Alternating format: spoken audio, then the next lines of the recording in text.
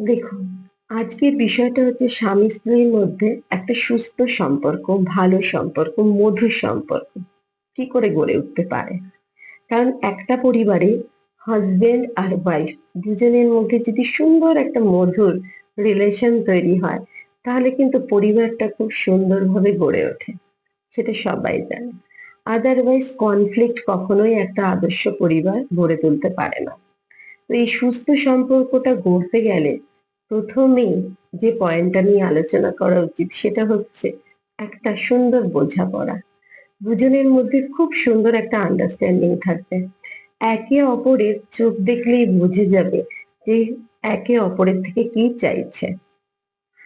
Second, শ্রদ্ধা।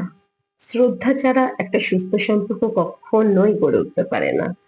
ঘরে বাইরে সব জায়গায় স্বামী স্ত্রীর মধ্যে একটা শ্রদ্ধার সম্পর্ক থাকবে। দুজনের মধ্যে একটা খুব সুন্দর আন্ডারস্ট্যান্ডিং থাকবে। তিন, যে স্বামী স্ত্রী তারা একে অপরের সঙ্গে অনেকটা সময় কাটাবে। দেখুন, সময় যদি না দেন একে অপরকে, তাহলে কিন্তু সম্পর্কটা সুস্থ হতে পারে না। এই ক্ষেত্রে কথা আসে যে যদি চাকরিজীবী হয়, অবশ্যই দুজনে চাকরি থেকে এসে হলেও দুজনের জন্য একটু সময় রাখবেন। সেই সময়টা শুধু নিজেদের, ছুটির দিনগুলো সুন্দর করে কাটাবেন। আর যদি এমন হয় একজন চাকরি করে একজন ঘরে থাকে, সেই ক্ষেত্রে হাজবেন্ড আসার পর কিছুটা সময় তার জন্য নির্ধারণ করে রাখুন এবং সেই সময়টা শুধু নিজেদের মধ্যে কাটান। বাইরের কাউকে আসতে দেবেন না, এবং ছেলে মেয়েও সেই ক্ষেত্রে। তারপর হাজবেন্ড আর ওয়াইফের মধ্যে যেটা থাকে, সে ছোট ছোট চাওয়া পাওয়া, সেই চাওয়া পাওয়া গুলো যেন মুখ খুলে বলা যায়। একে অপরকে বলতে চায় যে আমার এটা একটু দরকার, এইরকম আমি তোমার থেকে চাই। একে অপরের এই চাওয়া পাওয়া গুলো বুঝতে পারলেই হাজবেন্ড আর ওয়াইফের সুন্দর একটা সম্পর্ক গড়ে উঠতে পারে। তারপরে হাজবেন্ড আর ওয়াইফের মধ্যে যেটা থাকে, একটা মানসিক টাচ থাকা।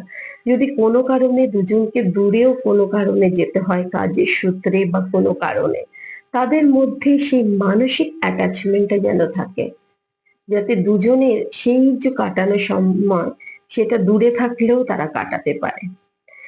যে সমস্যা দুজন দুজনকে বলবে, এবং হাজবেন্ডের সমস্যা যেন স্ত্রী বুঝবে, স্ত্রীর সমস্যাও বুঝবে একজন হাজবেন্ড। তাহলেই কিন্তু একটা সুন্দর সম্পর্ক দুজনের মধ্যে গড়ে উঠতে পারে। দুজনেরই পরিবার থাকে। হাজবেন্ডের যেমন পরিবার থাকে বাবা মাকে ঘিরে, একজন ওয়াইফেরও থাকে। সেই দুই ক্ষেত্রে দুজনেই ভীষণ ভাবে দায়িত্বশীল হতে হবে। একটা মহিলা যেমনি তার শ্বশুর বাড়িতে এসে তার শ্বশুর শাশুড়ি পরিবারের দায়িত্ব নেয়, একজন হাজবেন্ডকেও তেমনি নিতে হবে। আর দুজনের মধ্যে থাকতে হবে বিশ্বাস।